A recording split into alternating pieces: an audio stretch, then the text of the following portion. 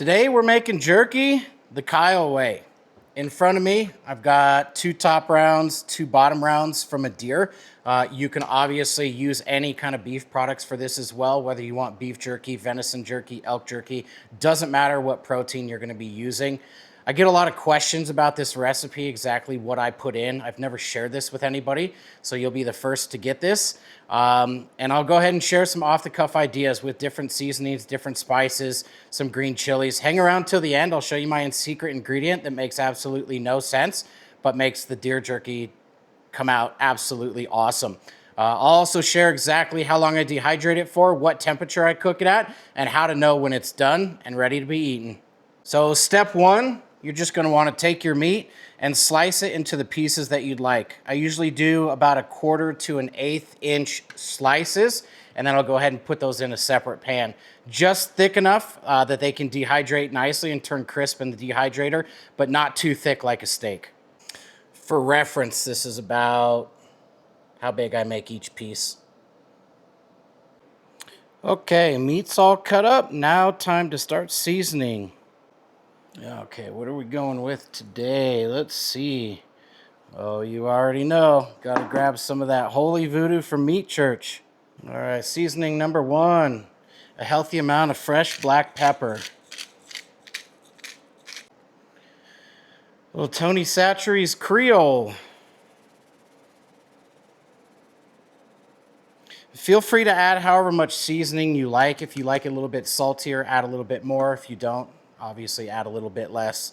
Moving on to my favorite of all time, the Holy Voodoo from Meat Church. Best seasoning in the world, in my opinion. Alrighty. Go ahead and add a little bit of sriracha.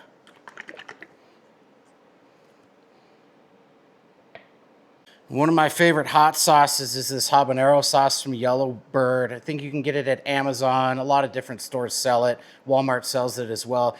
It is habanero, so it definitely has a nice kick, but it adds a really nice flavor into the jerky once everything is kind of saturated into the meat.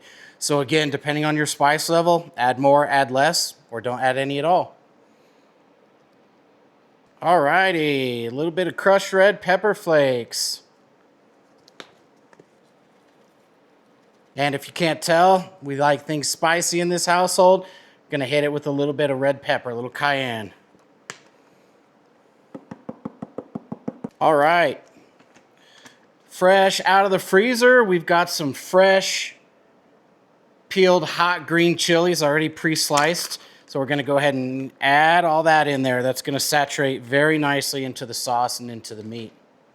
And the secret ingredient you've been waiting for. Might sound a little bit strange. Give me a second to explain. So we're going to go ahead and hit it with some ketchup. The acidity in the ketchup really helps break down and tenderize the meat. We're going to go ahead and marinate this in the fridge and stir every 6 to 8 hours. It's going to be in the fridge for anywhere between 24 to 48 hours, but the ketchup really helps break down and tenderize that meat, giving you a nice soft piece of jerky once it's all fully dehydrated at the end.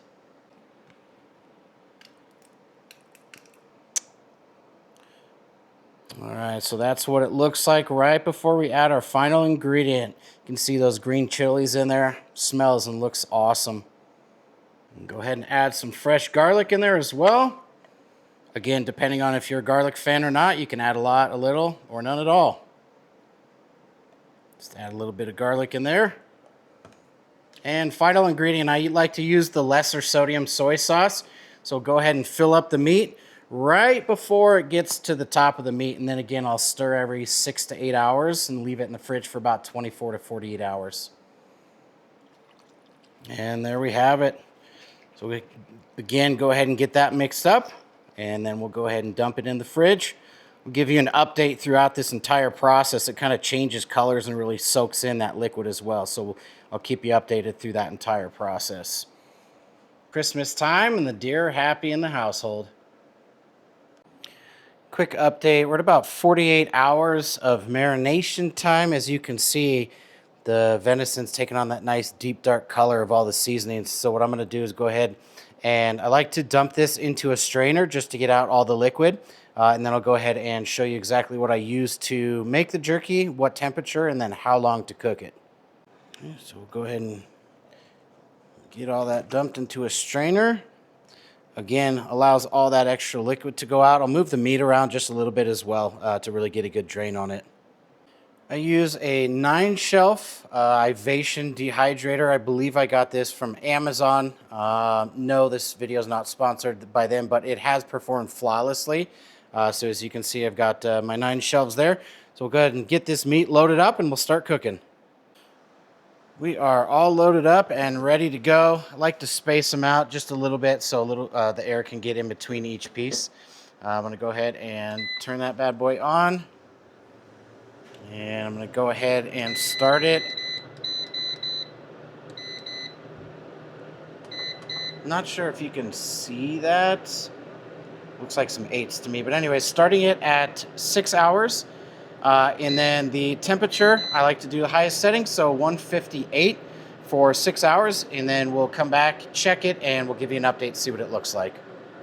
So the 6-hour mark just hit, and coming here to check these, they're still a little bit soft.